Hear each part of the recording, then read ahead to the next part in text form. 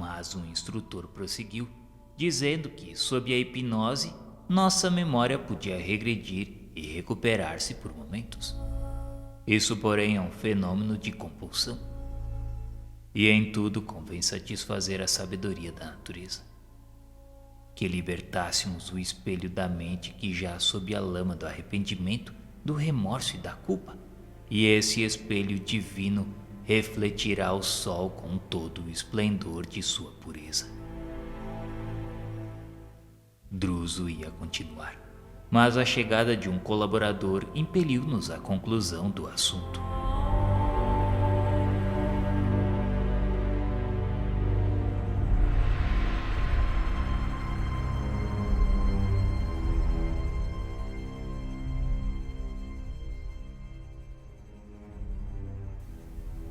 O novo companheiro que o dirigente da casa nos apresentou como sendo o assistente Barreto, exibindo recôndita aflição a sombrear-lhe os olhos, comunicou.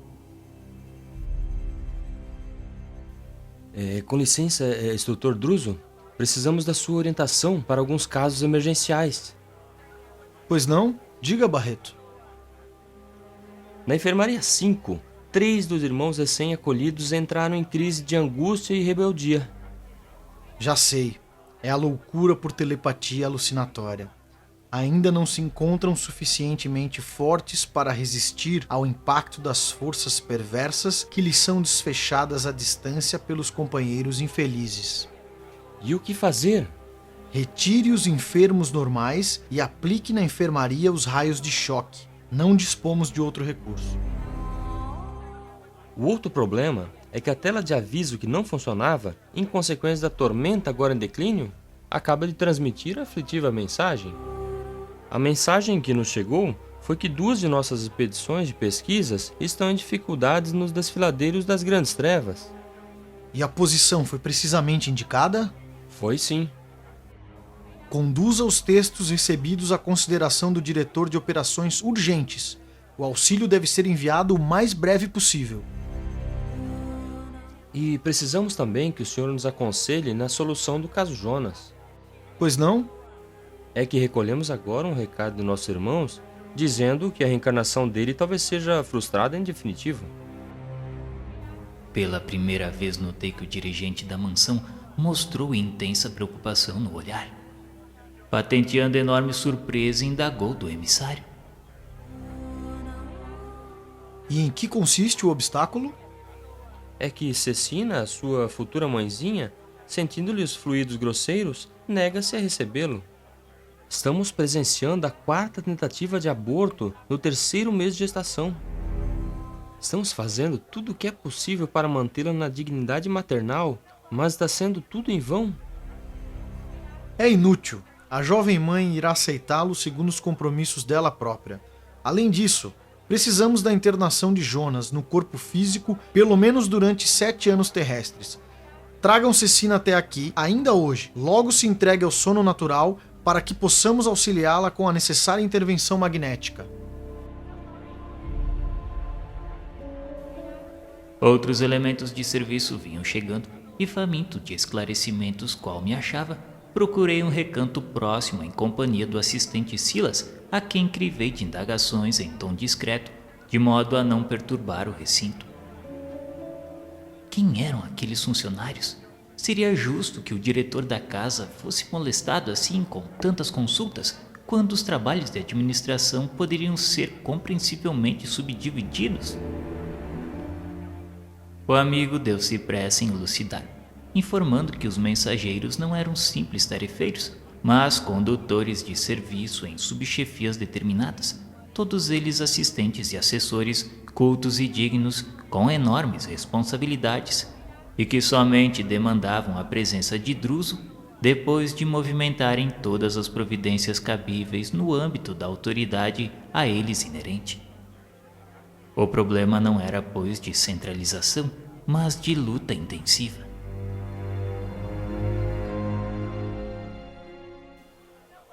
Com licença, assistente Silas. Estou curioso sobre aquele caso de reencarnação pendente. Esta casa pode opinar com segurança na solução de semelhante assunto? Para que me faça compreendido, convém esclarecer que, se existem reencarnações ligadas aos planos superiores, temos aquelas que se enraizam diretamente nos planos inferiores. Se a penitenciária vigora entre os homens em função da criminalidade corrente no mundo, o inferno existe na espiritualidade em função da culpa nas consciências. E assim como já podemos contar na esfera carnal com uma justiça sinceramente interessada em auxiliar os delinquentes na recuperação, através do livramento condicional e das prisões-escolas, organizadas pelas próprias autoridades que dirigem os tribunais humanos em nome das leis, aqui também os representantes do amor divino podem mobilizar recursos de misericórdia, beneficiando espíritos devedores, desde que se mostrem dignos do socorro que lhes abrevie o resgate e a regeneração.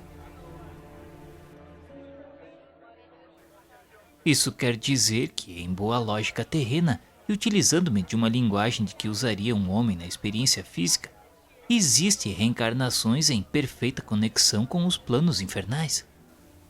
Perfeitamente, André. Valem como preciosas oportunidades de libertação dos círculos tenebrosos.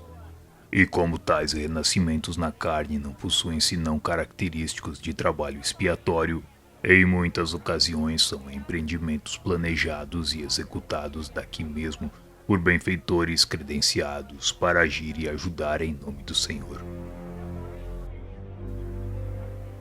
E nesses casos, o instrutor Druso dispõe da necessária delegação de competência para resolver os problemas dessa espécie? Nosso dirigente, como é razoável, não goza de faculdades ilimitadas, e esta instituição é suficientemente ampla para absorver-lhe os maiores cuidados. Entretanto, nos processos encarnatórios funciona como autoridade intermediária. Mas de que modo? 2 vezes por semana reunimos-nos no cenáculo da mansão, e os mensageiros da luz, por instrumentos adequados, deliberam quanto ao assunto, apreciando os processos que a nossa casa lhes apresenta. Mensageiros da luz? Sim, André, são prepostos das inteligências angélicas que não perdem de vista as plagas infernais, porque ainda que os gênios da sombra não o admitam, as forças do céu velam pelo inferno, que a rigor existe para controlar o trabalho regenerativo na Terra. Assim como o doente exige remédio, reclamamos a purgação espiritual, a fim de que nos habilitemos para a vida nas esferas superiores. O inferno para a alma que o erigiu em si mesma é aquilo que a forja constitui para o metal. Ali ele se apura e se modela convenientemente.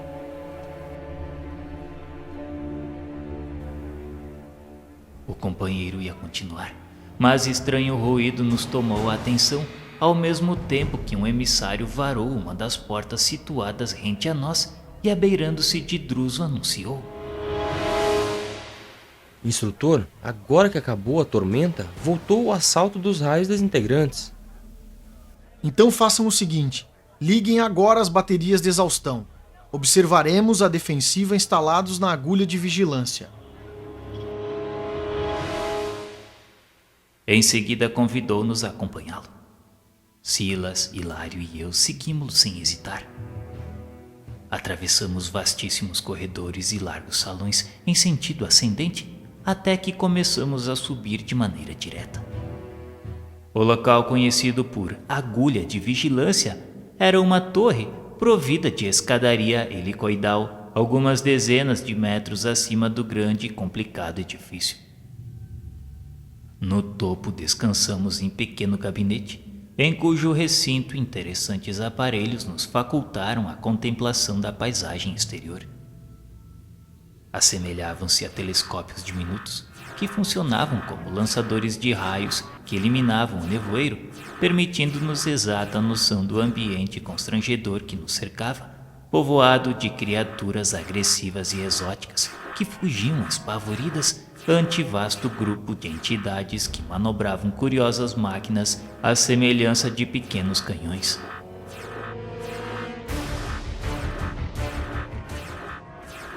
Senhor Druso, o que está acontecendo aqui? Estaremos cercados por um exército atacante? Perfeitamente, André. Esses ataques, porém, são comuns. Com semelhante invasão, pretendem nossos irmãos infelizes deslocar nossa casa e levar-nos na inércia, a fim de senhorearem a região. O que vem a ser aquelas equipagens? Podemos defini-las como canhões de bombardeio eletrônico. As descargas sobre nós são cuidadosamente estudadas, a fim de que nos atinjam sem erro na velocidade de arremesso. E se elas nos alcançassem, o que aconteceria? De certo, provocariam aqui fenômenos de desintegração suscetíveis de conduzir-nos à ruína total, sem nos referirmos às perturbações que estabeleceriam em nossos irmãos doentes, ainda incapazes de qualquer esforço para a imigração, porque os raios desfechados contra nós contêm princípios de flagelação que provocam as piores crises de pavor e loucura. Não longe de nós, ruído soturno vibrava na atmosfera.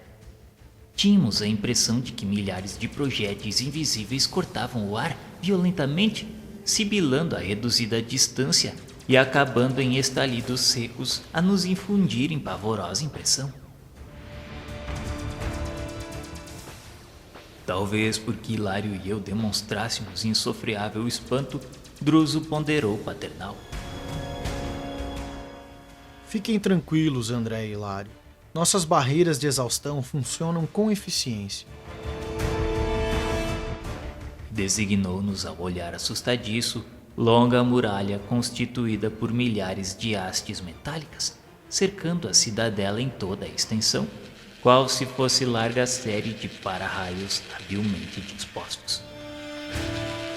Em todos os lances do flanco atacado, surgiam faíscas elétricas a fulgurarem nos pontos de contato, atraídas pelas pontas a prumo. O espetáculo, em sua beleza terrível, caracterizava-se a olho nu pela cintilação dos contrastes entre a sombra imensa e a luz relampegueante. Disse-nos o orientador que os conflitos ali eram incessantes. No entanto, aprenderam naquela mansão que a paz não é conquista da inércia, mas sim fruto do equilíbrio entre a fé no poder divino e a confiança em nós mesmos no serviço pela vitória do bem. Nesse instante, porém, um servidor da casa penetrou o recinto. Instrutor Druso, conforme as recomendações havidas, o doente recolhido na noite passada foi instalado no gabinete de socorro magnético, aguardando a intervenção. Conseguiu dizer algo? Negativo, instrutor. Ele continua apenas com os gemidos periódicos. Nenhum indício de identificação? Nenhum. O mentor infatigável convidou-nos a segui-lo, explicando que a operação em perspectiva poderia oferecer importantes elementos de estudo ao trabalho que nos propunhamos realizar. Em pouco tempo, vimos-nos os quatro numa sala de regulares proporções que primava pela simplicidade e pelo azul repousante. Em mesa desmontável, um homem disforme estirava-se em decúbito dorsal, respirando apenas. Para referir-nos com franqueza à criatura sob os nossos olhos, cabe-nos afirmar que o aspecto do infeliz chegava a ser repelente, apesar dos cuidados de que já fora objeto. Parecia sofrer inqualificável hipertrofia, mostrando braços e pernas enormes. Entretanto, onde o aumento volumétrico do instrumento perispirítico se fazia mais desagradável, era justamente na máscara fisionômica, em que todos os traços se confundiam, qual se estivéssemos à frente de uma esfera estranha à guisa de cabeça. Seria um homem desencarnado em algum atropelamento terrestre, aguardando ali o imediato alívio que se deve aos acidentados comuns? Druso sentiu-nos a pergunta silenciosa e explicou. Trata-se de um companheiro dificilmente identificável, trazido até aqui por uma de nossas expedições socorristas. Mas terá sido ele recentemente liberto do mundo físico? Por enquanto não sabemos. É uma dessas pobres almas que terá deixado o círculo carnal sob o império terrível de obsessão, tão terrível que não terá podido recolher o amparo espiritual das caridosas legiões que operam nos túmulos. Indubitavelmente largou o corpo denso sobre absoluta subjugação mental, caindo em problemas angustiantes. Mas por que semelhante calamidade? André, não será mais justo sondar os motivos pelos quais nos decidimos a contrair débitos assim tão escabrosos? As regiões infernais estão superlotadas do sofrimento que nós mesmos criamos. Precisamos equilibrar a coragem e a compaixão no mesmo nível para atender com segurança aos nossos compromissos nestes lugares.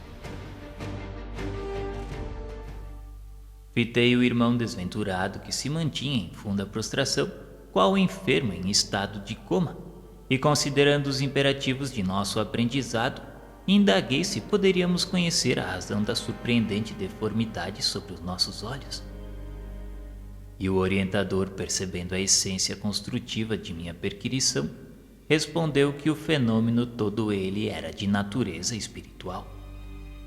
Pediu para recordar de que a dor no veículo físico é um acontecimento real no encéfalo, mas puramente imaginário no órgão que supõe experimentá-la. A mente, através das células cerebrais, registra a desarmonia corpórea, constrangendo a urdidura orgânica ao serviço, por vezes torturado e difícil, do reajuste. Ali também o aspecto anormal, até monstruoso, resulta dos desequilíbrios dominantes na mente que, viciada por certas impressões ou vulcanizada pelo sofrimento, perde temporariamente o governo da forma, permitindo que os delicados tecidos do corpo perispirítico se perturbem, tumultuados, em condições anormais.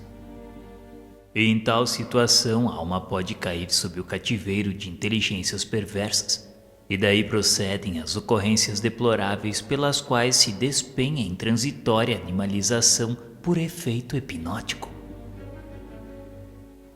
Notei, contudo, que o instrutor compadecido não desejava alongar entendimentos que se não reportassem ao socorro devido ao infortunado, e calei-me. Druso inclinou-se sobre ele com a ternura de alguém que auscultasse um irmão muito amado e anunciou: Vamos, amigos, procuremos ouvi-lo. É, instrutor Druso, ele realmente dorme? Nosso desventurado amigo encontra-se sob terrível hipnose. Inegavelmente foi conduzido a essa posição por adversários temíveis que, de certo, para torturá-lo, fixaram-lhe a mente em alguma penosa recordação. Mas semelhante martírio poderia sobrevir sem razão justa? Meu amigo, com exceção do caminho glorioso das grandes almas que elegem no sacrifício próprio o apostolado de amor com que ajudam os companheiros da humanidade, não se ergue o espinheiro do sofrimento sem as raízes da culpa. Para atingir a miserabilidade em que se encontra, nosso irmão terá acumulado débitos sobremaneira escabrosos. E em seguida, contrariando-nos qualquer propósito de divagação, disse que era o momento de desintegrar as forças magnéticas que lhe constringiam os centros vitais, ajudando-lhe assim a memória para que se libertasse e falasse. E talvez porque o meu olhar lhe endereçasse mudo apelo a esclarecimento mais amplo, Druso acrescentou que não seria lícito agir à base de hipóteses. Era indispensável ouvir os delinquentes e as vítimas, a fim de que, através das informações deles mesmos, soubéssemos por onde começar a obra de auxílio. Procurei sopitar inquirições extemporâneas e entreguei-me à expectativa. Logo após, o assistente Hilário e eu, de maneira instintiva, estabelecemos uma corrente de oração sem prévia consulta, e nossas forças reunidas como que fortaleciam o instrutor, que, demonstrando fisionomia calma e otimista, passou a operar magneticamente, aplicando passes dispersivos no companheiro em prostração. O enfermo reagiu com movimentação gradativa, qual se acordasse de longo sono, Decorridos alguns minutos, o orientador pousou a destra sobre a cabeça disforme, como se lhe chamasse a memória ao necessário despertamento. E logo em seguida o desventurado começou a gemer, revelando o pavor de quem suspira por desvencilhar-se de um pesadelo. Por que Druso interrompesse a operação, detendo-o nesse estado, perguntei um tanto aflito. Senhor Druso, ele deverá permanecer então assim, à beira da vigília, sem reapossar-se de si mesmo? Não lhe convém o imediato retorno à realidade. Poderia sofrer deplorável crise de loucura, com graves consequências. Conversará conosco, assim qual se vê, com a mente enovelada a ideia fixa que lhe encarcerara os pensamentos no mesmo círculo vicioso, a fim de que lhe venhamos a conhecer o problema crucial, sem qualquer distorção.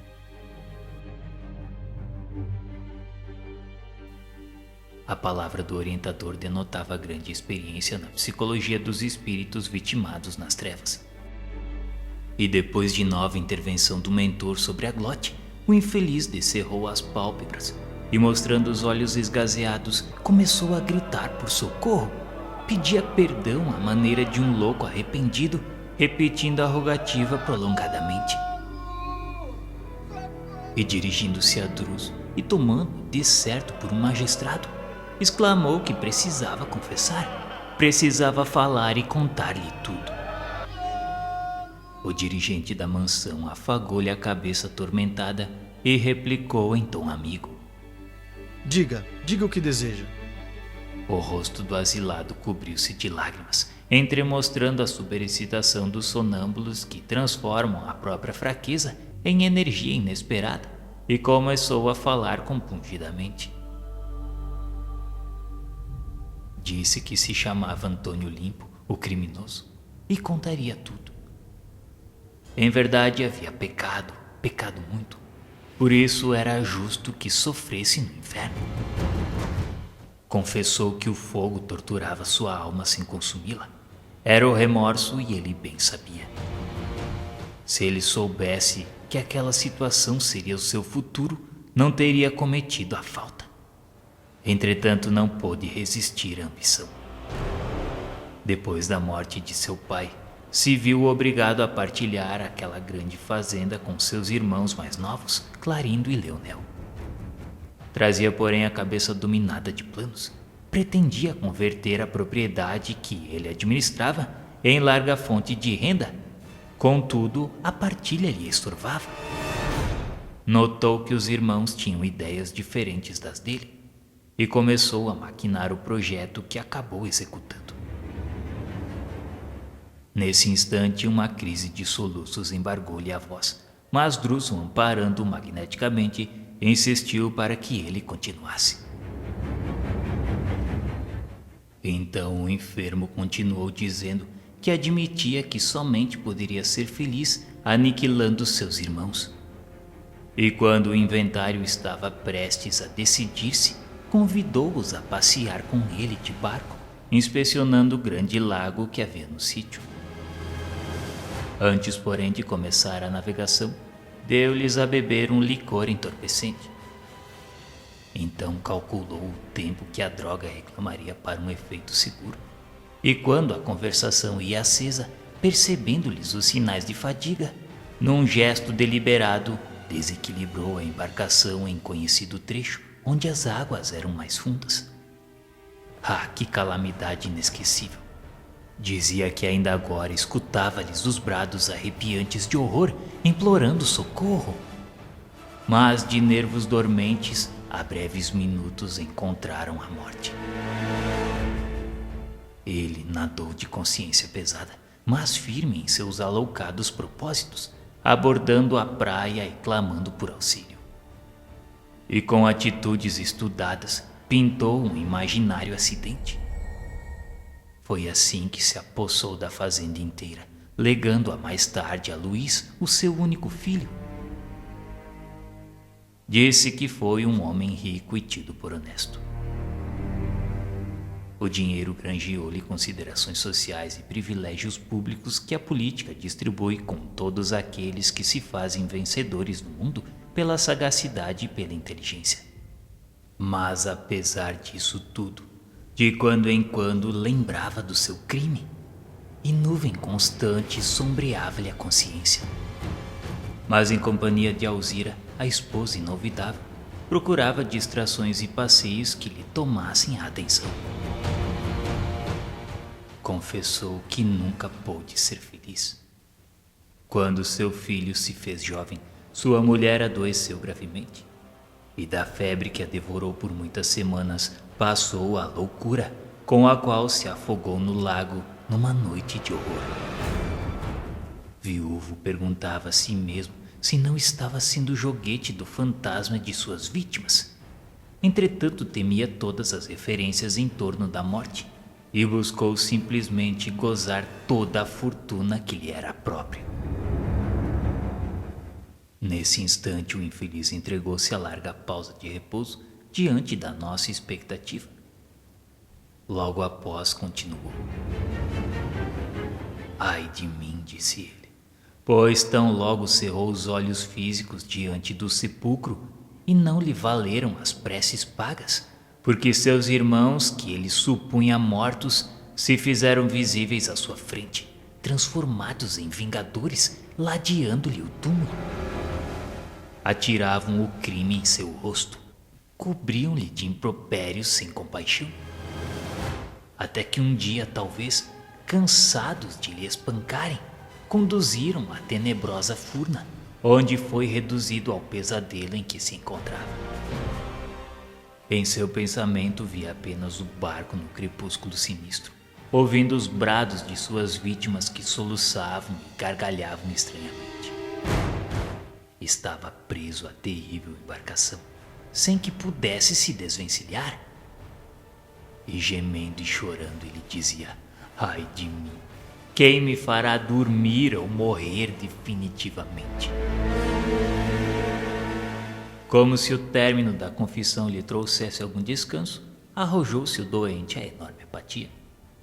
Druso enxugou-lhe o pranto, dirigiu-lhe palavras de consolo e carinho, e recomendou ao assistente recolhê-lo à enfermaria especializada, e em seguida falou-nos pensativo.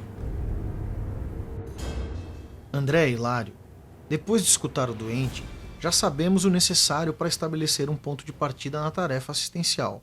Voltaremos ao caso em momento oportuno. Que Jesus nos ampare. Não nos foi possível, contudo, adiar observações, porque um mensageiro vinha comunicar a um instrutor que uma caravana de recém-desencarnados estava prestes a chegar, e acompanhamos-lo ao serviço que ele nomeou como sendo tarefa de inspeção.